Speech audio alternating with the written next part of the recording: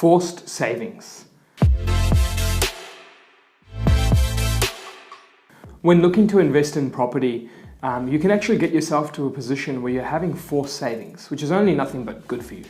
Now, forced savings is basically you being in a position where you're being forced to save thanks to mortgage payments or repayments that are coming out or outgoings, right? Now, you might firstly think, well, wait, Arjun, those are expenses. Yes, they are expenses that come out of your bank account. However, if you have the certain amount of rents coming in, the rest of it doesn't actually become an expense to you because it's being paid by the tenant. Let me explain this in more detail. Imagine if you have a scenario where the rent is enough to cover the mortgage interest, rates, water, landlord insurance, and property management. Ideally, that's all your outgoings, costs to people in government departments, insurance companies, and property managers, and then your interest, cost to the bank. So now if you have a principal and interest repayment and you say, well, all these things are covered, who's getting that principal and interest repayment? Physically, it goes to the bank, but think of it as a transfer from yourself to your savings account.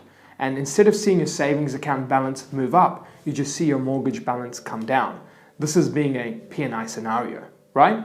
Now, with this forced savings concept, you're then basically saying, well, if by properties that I have, I start adding each property at a certain level of cash flow, I'm going to then start to have just, a forced savings amount for the principal portion and not really be paying anyone but myself.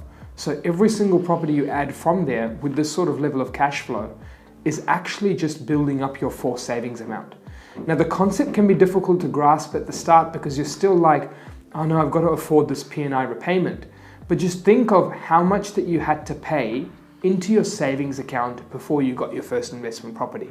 When you were putting all this money towards the deposit, how much a month was that? It's very likely that this P&I portion is actually going to be less than that amount. So if that's the case, you're actually putting out for savings that are less than what you even saved for your deposit to begin with. So when you start getting to this state, you start adding property 1, 2, 3, 4 and onwards without even having any sort of money being lost to anyone. It's just coming back to your property value and your property mortgage coming down. There can also be other ways to set this up where you go, well, let me keep my property interest only and then start doing that same forced savings concept, pretend you're paying the principal, but instead pay it to an offset account.